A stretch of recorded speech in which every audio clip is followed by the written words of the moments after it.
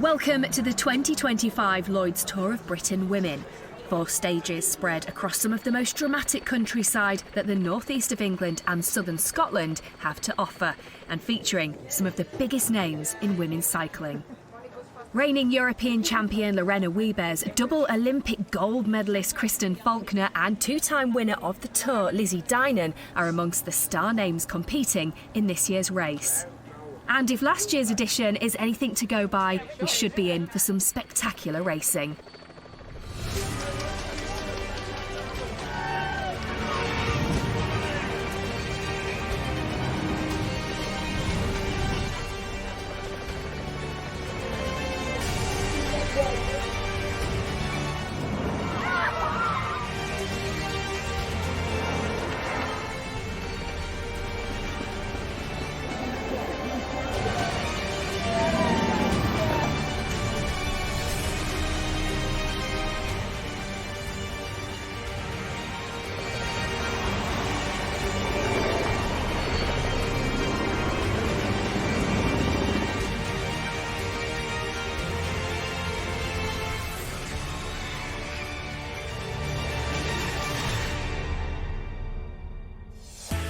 The 2025 edition of the Lloyds Tour of Britain Women consists of 4 stages, starting in Yorkshire and finishing in Scotland.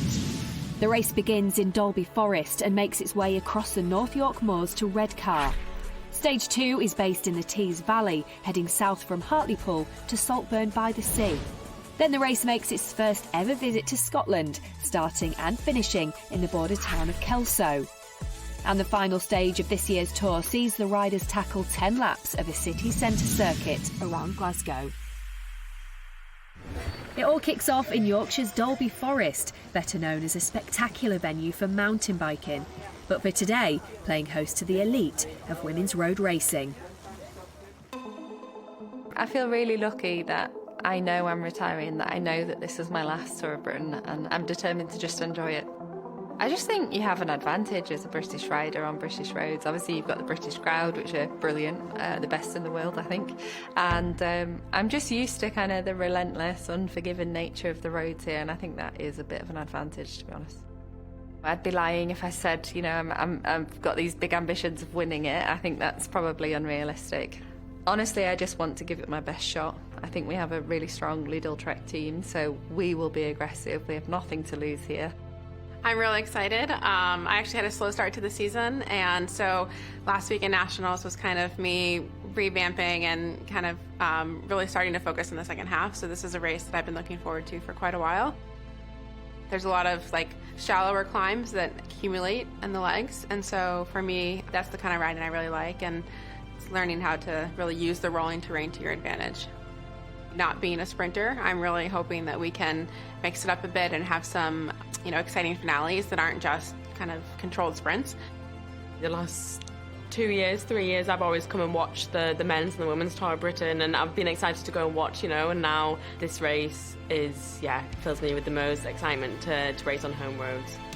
I would love to get a podium in one of the stages. It's a difficult and big goal, but I have managed to get a World Tour podium this year somehow. So if I could repeat that on one of the stages, that would be, everything that the team has come for. I've only raced it once in my past, and I came last, an hour and a half behind, so I think it's a bad memory then, and I'm ready to kind of make it a good one. As a team, we come to win the Tour. I think it's a Tour for us to possibly lose. We're one of the teams where I think people are going to look at us. So we're going to race with our hearts out and hopefully get a stage or 2, and why not the GC?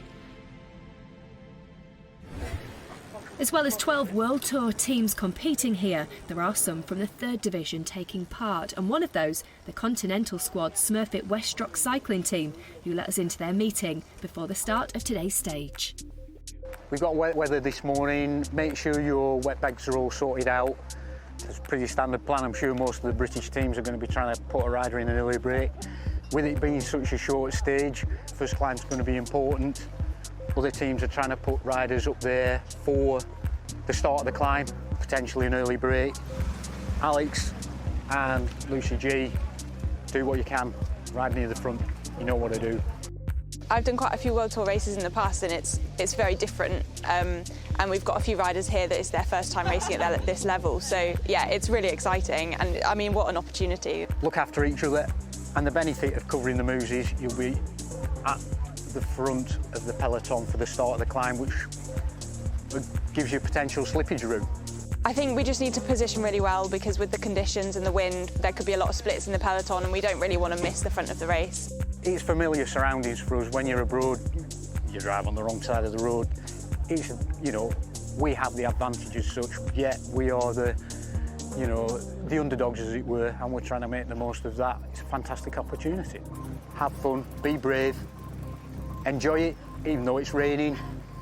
Learn from our experiences in Czech. It's the first of 4 days. It's an opportunity, 4 opportunities each day. And yeah, we don't get this opportunity very often, so it's, yeah, just have fun, enjoy it, experience it. And yeah, be brave, get stuck in, don't be afraid, and position well. That's it really from me. We all know what we need to do. Have a great ride, and hopefully you won't see us as we are called 19. So let's take a closer look at what lies ahead for the riders today. Setting off from Dalby Forest in the heart of the North York Moors National Park, stage 1 is short at just 81.5 kilometres, but it does include over 1,000 metres of ascent. The first categorised climb comes at Blakeley Ridge and is quickly followed by the second at Langburn's Bank. From there, the peloton heads towards the Tees Valley with an intermediate sprint at Newton under Rosebery before hitting the coast for the final few kilometres. The finish line is in Redcar, which makes its debut in the women's race 9 months on from hosting a stage in the men's tour that set Stevie Williams on his way to overall victory. As the riders assemble at the start line, it's time to join your commentary team of Hannah Walker and Hayley Simmons. Riders are already waiting and keen and eager to get going for stage 1 of the Lloyds Tour of Britain Women. We've got 12 Women's World Tour teams, 1 pro team, 5 Continental teams. All 5 of the British Continental teams are present, including the Great Britain national team. We've also got 5 national champions, 1 on the front row there. That's Dominika Wladysek, the Polish national champion of UAE Team Emirates. We've also got Grove, the South African champion, Atasalo, the Finnish champion, Kim LaCourt, the Mauritian champion, as well as the newly crowned USA National Road Race champion, Kristen Faulkner. She's also the Olympic Road Race champion. 110 riders taking to the start as we roll out of Dalby Forest. A relatively short stage, 81.5 kilometres of racing, but by no means an easy stage ahead. 1,173 metres of elevation. But first of all, we've got this neutralised rollout. It's a moment, Hayley, for the riders to get themselves out of Dalby Forest before a very active start. Yeah, absolutely, but it's definitely not an easy start. Even in the neutralised section, they're already rolling uphill, and then they're going to deneutralise it also on a climb. So it's a taste of things to come, I think. Which, yeah, this stage is going to be hard going for the riders. We've got some of the best riders in the world here in the field, including Lorena Wiebes, the European champion. She has won the most stages of any rider in history. 6 stage wins to her name. Also, Ali Wollaston is here for FDJ Suez. We've got Laura Gillespie, the Irish champion, Irish rider from UAE Team ADQ. Anna Henderson, she's here, as is the former road race world champion, Lizzie Deignan. Chiara Consoni, watch out for her, she's a fast rider. Nina Atasalo, Gladys Verhulst-Wild, Kim LaCourt, Charlotte Cole, watch out for the Dutch rider, as well as Melinda de Zutter. Yeah, there are some really big names on this start sheet. A lot of riders who have raced the Lloyds Tour of Britain Women before.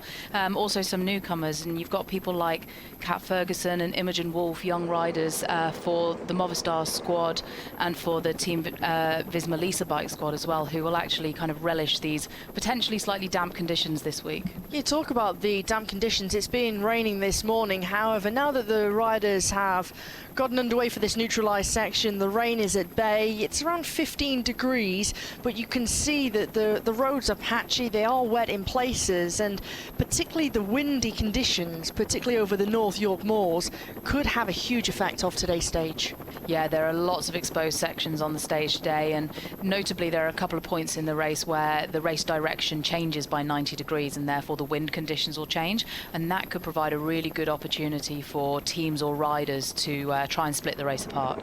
It could be a day where the sprinters have their opportunity, they have their chance, but for any teams here who don't come with an out-and-out sprinter within their roster, surely they'll be wanting to try and use a tactic to try and get rid of those fast riders. Yeah, it makes the race really exciting sometimes, having teams without kind of a designated leader or an obvious sprinter, because it does just mean that riders will take their opportunity and it makes for some really exciting racing. Well, the flag is waved. Rod Ellingworth, the race director, is out of the sunroof of the car. Kilometre zero awaits and the riders go through. Officially, stage 1 is underway for the Lloyds Tour of Britain Women. UAE Team ADQ are a force at the front with Sofia Bertizzolo, Caroline Swinkles, Dominika Wladaszek, as well as Eleanor Backstead. Jo Tinley in the red jersey and the black shorts. A little bit further behind her is the European champion Lorena Wiebes in the white and blue.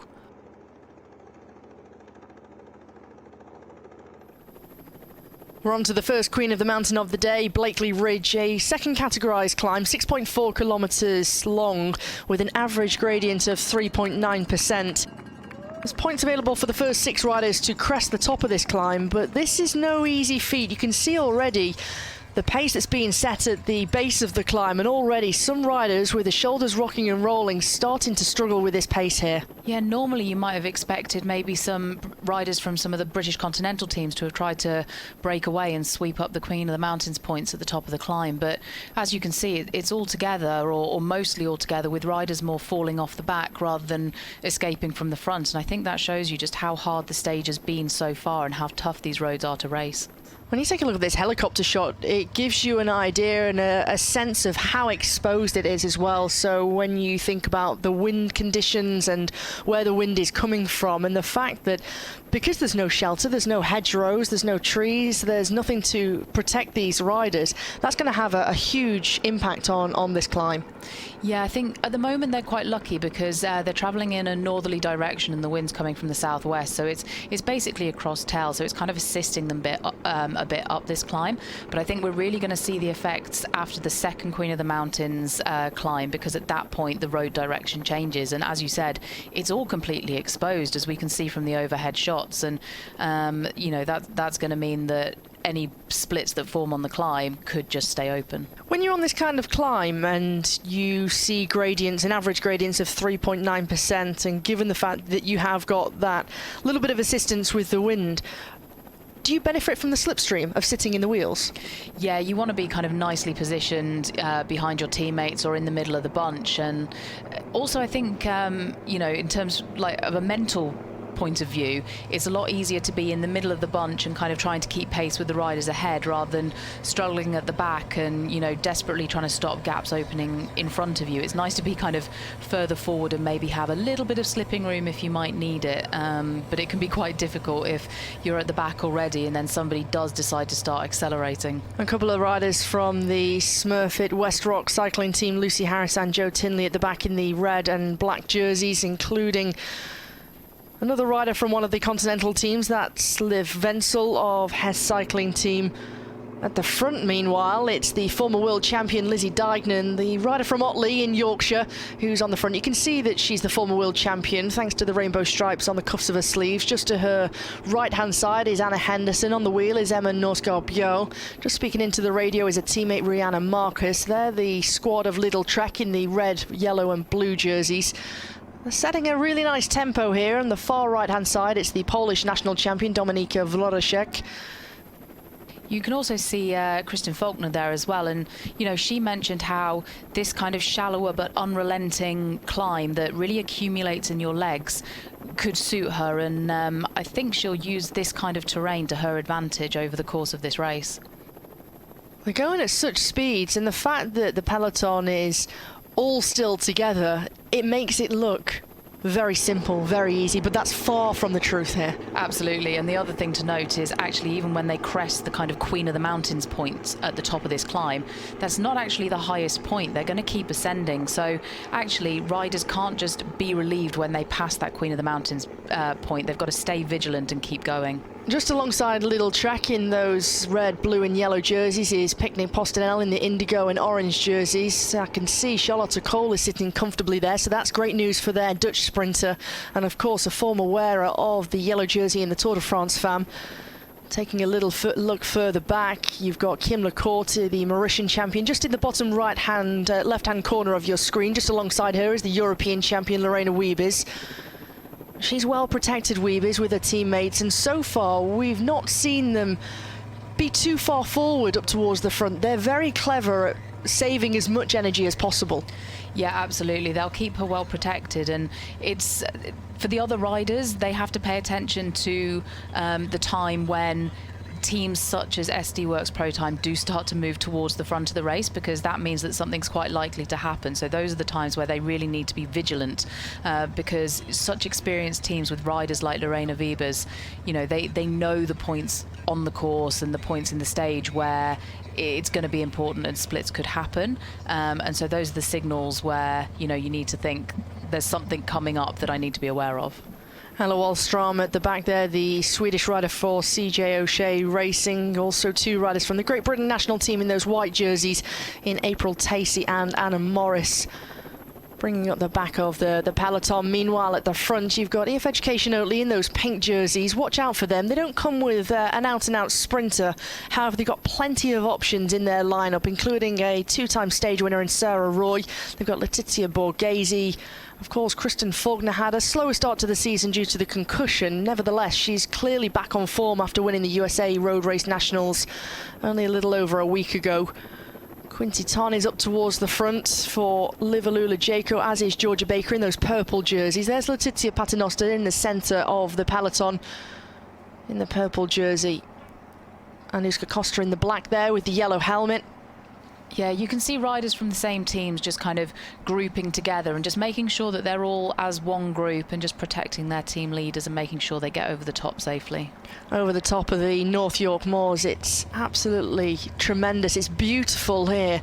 It makes for hard racing, but if you're wanting to come here for a day out or come on your bike and have a leisurely ride, it's certainly a beautiful location to come to.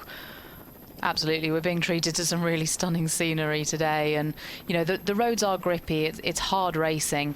You know, Lizzie Deignan said it over again how difficult it can be for riders to come to the UK and race if they're not used to it. But she really relishes the terrain here and actually also the weather. That's a huge factor, a big factor for certain riders. If you don't mind racing in these kind of conditions where it's a little bit on the cooler side, you've got the potential of the rain, and then you've got these hard, grippy roads. They're some of the hardest roads in the whole of Europe. Let's take a little look down the centre of the road in the pink jersey. That's Alice Towers, a former British road race champion. They're getting themselves set as we near the top of this Queen of the Mountain up to Blakeley Ridge.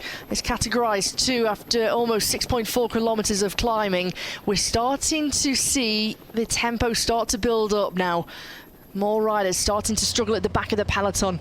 While it starts to stretch out at the front, riders are starting to suffer, including one of the riders there from FDJ Suez. By the looks of things, that is Alessia Viglilia.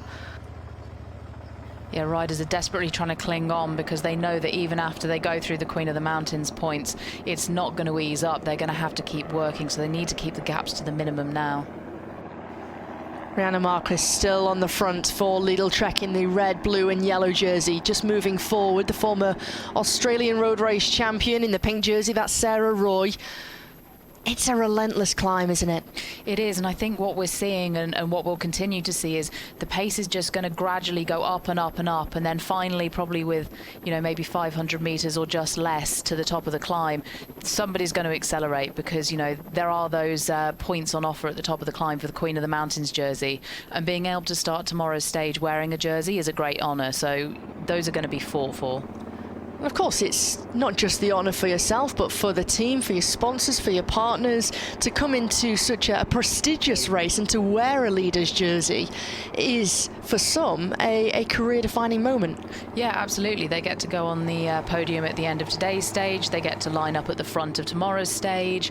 And, you know, they get to then wear that jersey for the whole of tomorrow and hopefully defend it further into the race. It's, as you said, it's something that might only happen for riders once in their career, so everyone's going to be battling for those points at the top. And no doubt there'll be a fierce battle for the first points on offer in this Queen of the Mountain competition here at the top of Blakeley Ridge. Don't forget, only the first 6 riders will score points. The first rider to cross the line will take 6. Second will be 5, 4, 3, 2 and 1 points. We go through 500 metres to go until they'll crest the top of this climb. It's absolutely brutal on this kind of climb when you've got the wind, it's exposed. Look at the pace start to ramp up now as a couple of the riders from Uno X Mobility start to move forward. They're on and off the road trying to find and fight for their position. They're jostling their way through. Riders are so desperate to be up near the front that they're, you know, using every single inch of tarmac and sometimes not tarmac just to make sure they stay at the front and don't get themselves distanced off the back as the pace accelerates. It's so compact here in the peloton. Just trying to find your way through is a difficulty. But who's going to be the first rider, the first team to try and launch a move, to try and take those maximum points? Alice Towers goes in the pink jersey. She's been challenged in the black jersey by Anuska Costa of Uno X Mobility. Look at this from the Polish champion in white, though. Dominika Wladaszek is giving Anuska Costa a good run for her money. Well, it looks as though it's the former Dutch road race champion in that black jersey who took the maximum points ahead of Wladaszek. Looks as though Visma Lisabike got some points there with Margot Vigy. But look at this. This could be a danger because they've made that acceleration to go for the points. They've kept things rolling through here. Yeah, absolutely. And the road is going to continue to rise. So if they continue to push on, then the riders that were starting to be gapped are really going to struggle. So those riders towards the back of the peloton are going to have to kind of wait and hope that the pace drops a little bit and they ease off. Quintiton in the purple jersey. She's there for Liverlula Jaco, the Dutch rider. Anna Henderson is there driving things for Lidl Trek. She takes a look over her right-hand shoulder. She sees her teammate Lizzie Deignan is there, so she's happy to continue to push on.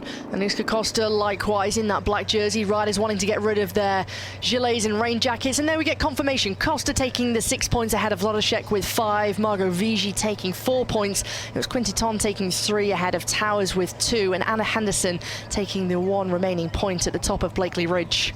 At the back it's all in one long line, but this is brutal.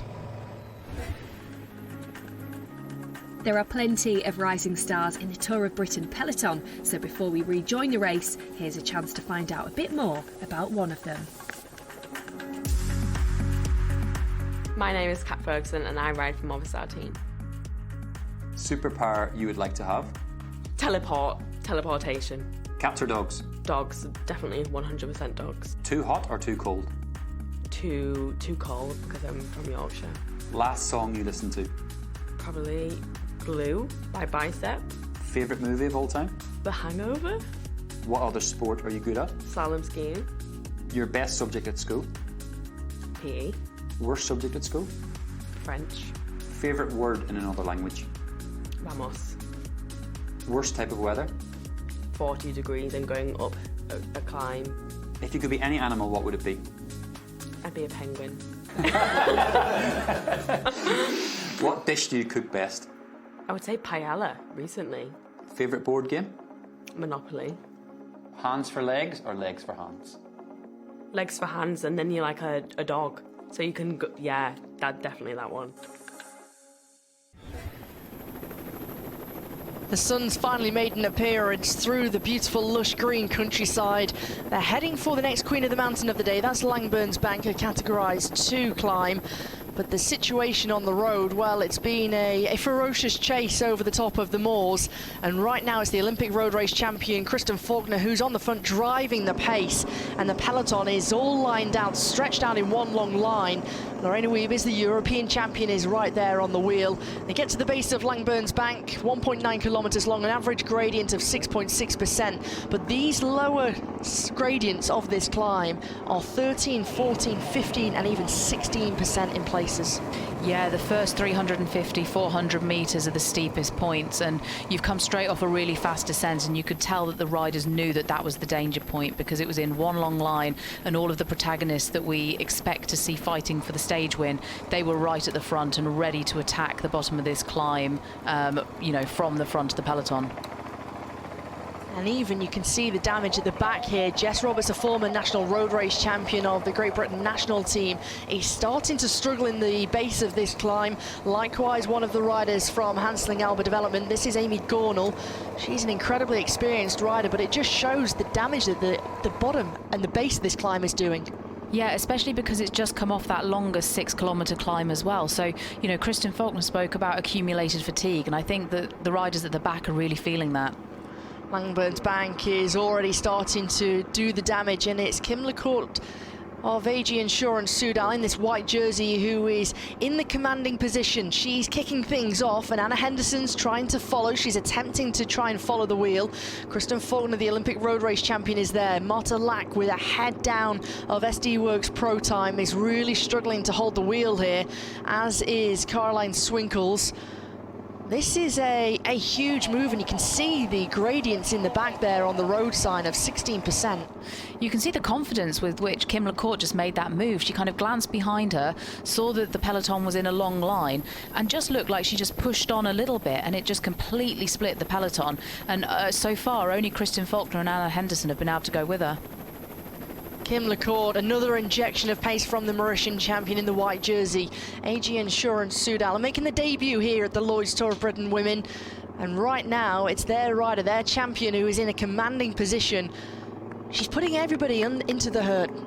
Yeah, you know, we said that we thought that this climb could be the decisive moment of the race, and Kim LaCourte's really kind of making sure that that's the case.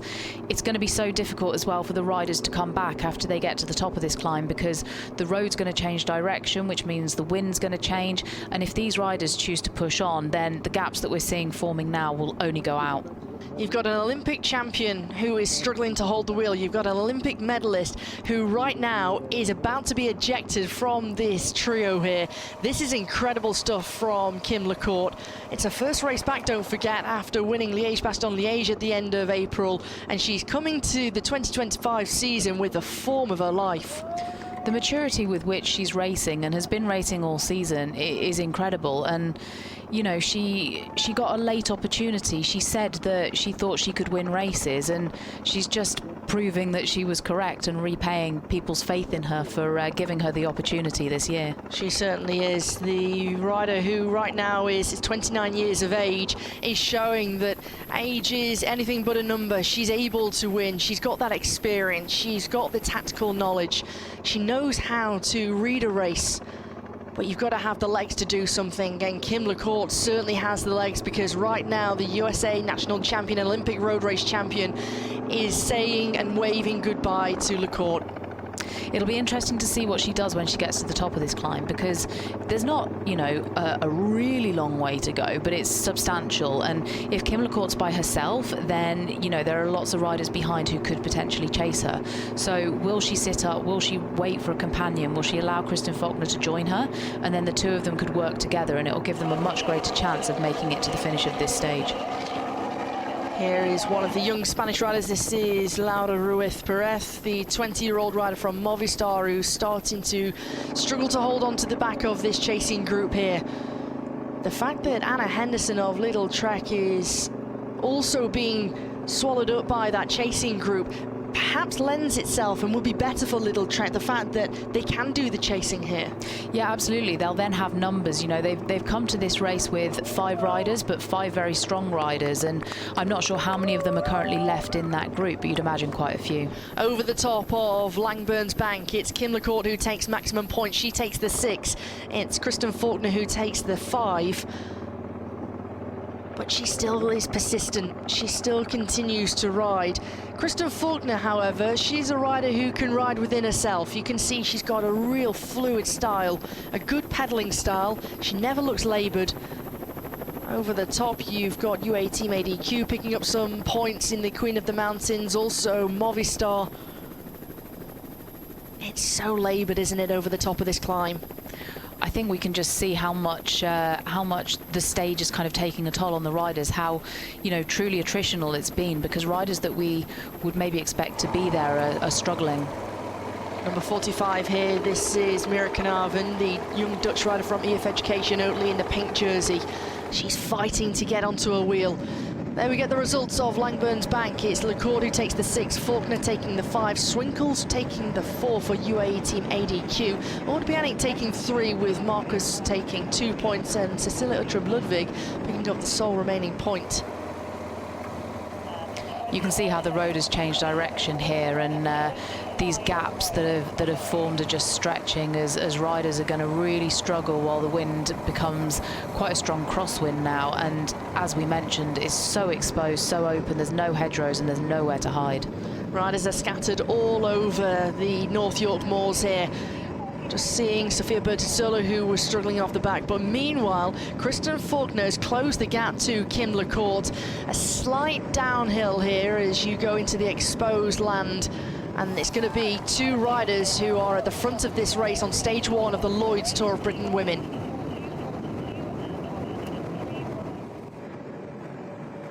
Coming into the one and only intermediate sprint, it was Kim Lecourt who took the 3 bonus seconds and the 10 points in the classification ahead of her breakaway companion, Kristen Faulkner. Behind it was still Movistar with Floortje Mackay and Ord Banik, who were doing all of the chasing, along with FDJ Suez, and going for the final bonus seconds and the points. It was Caroline Swinkles and Kat Ferguson with a late surge trying to challenge. They were working well together as they headed towards our finish in Redcar. The results of that intermediate sprint, Lecourt taking the 10 points, Faulkner with 7, Swinkles taking 5, Ferguson taking 3, with Lynette taking the 1 remaining point. Still behind, they were chasing ferociously. The maximum time gap was 33 seconds, despite their strong performance out front. The gap coming down to 20 seconds, and it was Kristen Faulkner, the Olympic champion, who almost came a crop and managing to save it. She got herself back underway. It was a breakaway companion, Lecourt, who started to wait. Inside the final 10 kilometres, Faulkner and Lecourt still had their advantage, but there was no time to rest on the laurels. No, and it was definitely beneficial of Kim Lecourt to just wait for Kristen Faulkner just to get back in touch after that near miss in that right-hand bend, because obviously the 2 of them have been working well together so far, and that gives them the best chance to stay away from these chasers behind. When you take a look at the composition of this chasing group, it's Ord Bianic and Floortje Mackay of Movistar in the white and blue jerseys doing a lot of the work. With the French team of FDJ Suez, you can see Ali Wollaston is there. But Lidl Trek, they've got 4 riders represented, and so far they haven't committed a rider. What do you think, if you're the sports director, would you be saying they should give a rider or 2 to help out in this chase? It's really interesting to see, actually, because as you said, we've only seen those 2 teams of Movistar and FDJ Suez having riders on the front and doing the work to try and close this gap. And to be honest, you know, Lidl Trek have 4 riders there, so they have the numbers to be able to contribute. But I guess the question is, do they try and save some energy, reserve some kind of resources for the next few days, and bank on the fact that the gap will be either reduced to nothing or at least small enough that, you know, it's not going to be a big obstacle in terms of the general classification, but it is a risk. A big risk indeed, because they're banking on the fact that it's 2 other teams who are doing the chase, and it's yo-yoing between 20 seconds and 25 seconds to our leading duo out in that breakaway. Taking a look at this helicopter shot, you can see the one and only rider of Canyon SRAM, Zonda Kritter. Well, she's got a teammate there actually, Cecilia Uttrup-Ludwig.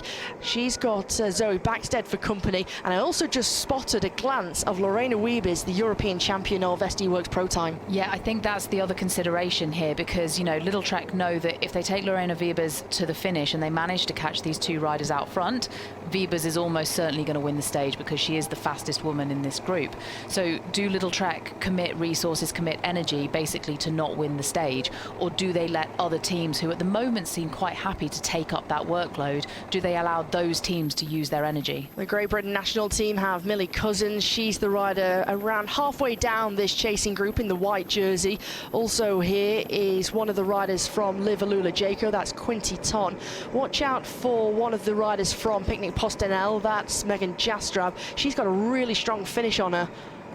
There they see the gap, 1 minute 22 the peloton, but the chasing group behind, which is led by Movistar and FDJ Suez, still around 24 seconds. It's been hovering around that for a long time now. I think the maximum gap was around 30 seconds.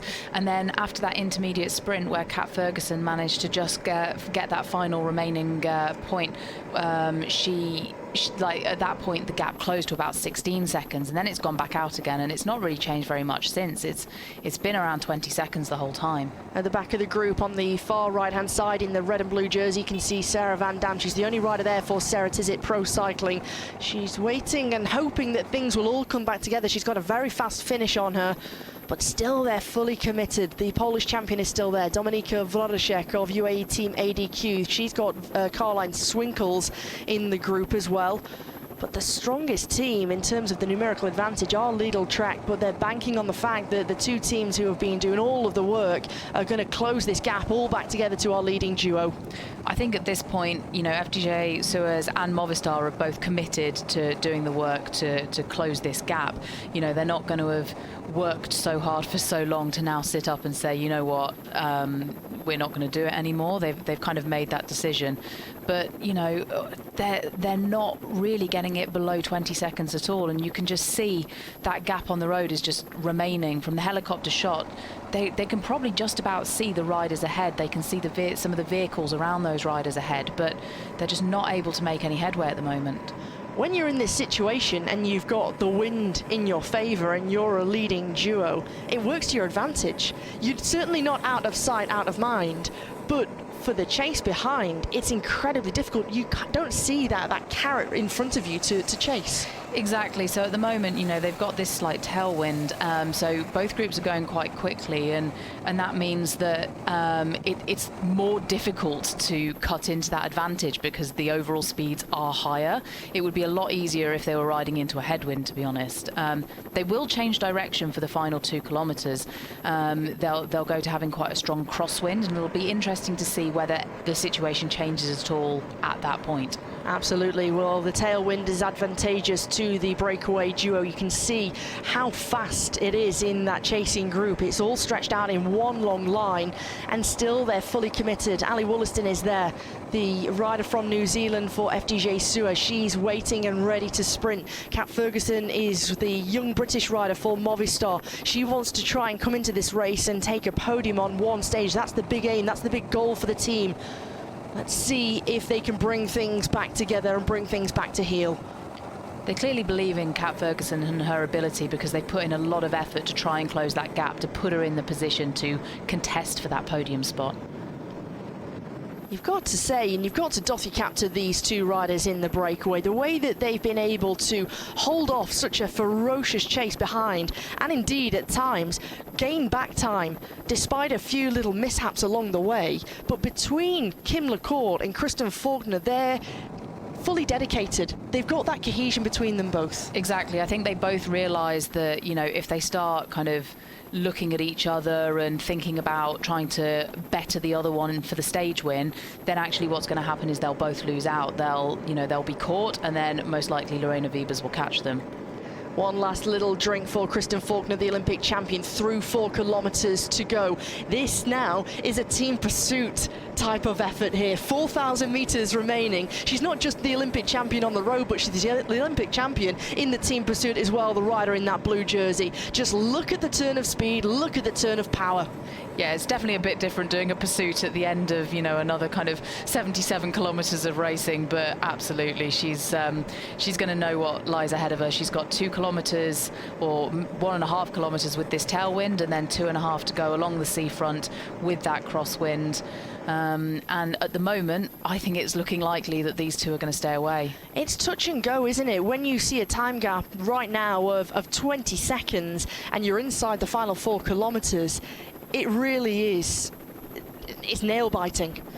Yeah, it's difficult to know how fresh some of the riders in this chase group are. I mean, to be honest, to me, it looks like everyone's working really hard. Potentially, if the Lidl Trek riders, the 4 of them, committed to try and bring it back, then maybe they would make some inroads. But I don't think at this point they're going to. I think they're kind of, you know, relying on the work being done by others. Through 3 kilometres, remaining 3,000 metres, and they're going to make that left-hand turn. Take a look at those flags up ahead. The wind is picking up, and it's very strong. The wind coming onto the left-hand side. They've got the sea on the right-hand side. Yeah, so the advantageous line here is actually going to be that right-hand side where Kim LaCourt was just riding, because every time she's on the right-hand side, she's getting that little bit of shelter from Kristen Faulkner on her left.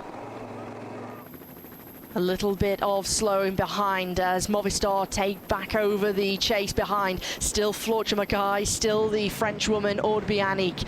Despite the strength and the experience of that duo from Movistar, they've not been able to do anything about this duo out front. But now Amber Kraak, the Dutch woman for FDJ Suez in the blue and red jersey, now comes to the front. You can just see the way that she's riding half road. She's protecting the riders on her right-hand side and just sheltering them from the wind. Yeah, exactly. You know, they're riding in that kind of echelon formation. So the rider at the front is positioned more over to the left, and it's just allowing the riders behind her to get that little bit of shelter so that hopefully they have a bit more energy left to kind of take their turn when they get their chance. 2,000 metres remain through that 2-kilometre banner, and still they ferociously chase. A little bit of discussion going there. You can see the former world champion Lizzie Deignan just shouting to her teammate Rihanna Marcus. They still believe it could be possible. Could they try and steal a march here? You can see their rider Anna Henderson is waiting patiently and getting herself tucked in. So is Caroline Swinkles in that white jersey, who's well protected. Look at the way she's poised and ready. Ali Wollaston is ready to sprint. Don't forget, she's got a brilliant turn of speed on her. She's been a world champion on the track in the past. But you can see how well Lorena Wiebes is hidden. In fact, by the fact that you can barely see her at all. I just keep seeing little flashes of her helmet, so she's positioning herself really, really well, ready for a sprint. Look at the way that the Mauritian champion Kim LaCourt in the white jersey is just taking as much shelter as possible from Kristen Faulkner. Aude Bianic flicks the elbow, gives that international sign that she's swinging off and she wants a rider to come through. Up ahead, they've got the Flamme Rouge in their sides. 1,000 metres will remain. It's going to be Faulkner who leads this breakaway duo through. Can Kim LaCourt try and outsmart the Olympic road race champion Kristen Faulkner, or will they start to look at each other, play cat and mouse? Will these riders here behind come back into the frame of things? If they do start looking at each other, they can't afford to do it for long, because any hesitation in that group behind are going to pounce. Well, they're not giving up behind. Lizzie Deignan is trying to help Anna Henderson right now. Megan Jastrab on the far left side in the indigo and orange jersey is getting herself set. Look at the way that Ali Wollaston is telling her teammate Amber Kraak to get over and give her some shelter her from the wind. But meanwhile, out front, they've still got the gap, they've still got the advantage. And look at the speed that they're starting to travel at. Kim LaCourt still taking the shelter on the right-hand side through 300 metres to go. Behind is Ali Wollaston, who's wanting to try and go early. She believes that she could sprint long, but now it starts to open up. Kim LaCourt goes in the white jersey. Look at the way that the Olympic road race champion Faulkner is trying to challenge, but it's LaCourt who's got the advantage. LaCourt has half a bike length. Well, she's going to be able to take stage one, or is she? Oh, there she takes it. Kim LaCourt wins stage one into Redcar of the Lloyds Tour of Britain Women. Behind is the European champion Lorena Wiebes, who takes third. Faulkner settles for second. What a performance. That was incredible. Fortune favours the brave. Absolutely, and you can see Kim LaCourt and Kristen Faulkner just, you know, congratulating each other, and they worked so well together. It was such a mature ride from both of them. Take us through this, because for Kim LaCourt, she goes to the right-hand side, and it's LaCourt in the white who opens things up. Yeah, she did, and she never surrendered that right-hand side of the road, actually. In the whole of those final few kilometres, she always just, you know, stayed to the right-hand side of Faulkner, which just gave her that little bit of kind of extra protection from the wind. And, you know, they've both been out there for a really long time, so just any bit of energy saving that you can get is going to help you. Absolute delight for the team of AG Insurance Soudal team. Big hugs from Gladys Verhulst-Wild. Well, the stage winner, with no doubt, LaCourt.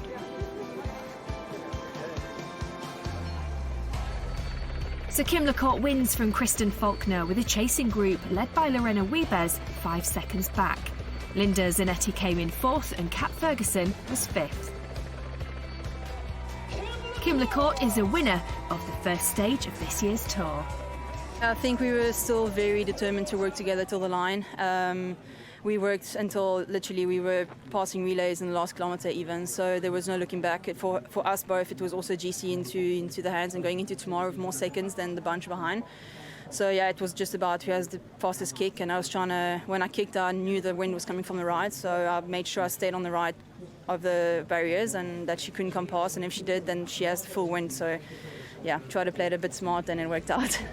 She was back on the podium in the point jersey. And the rider from Mauritius also leads the Queen of the Mountains competition.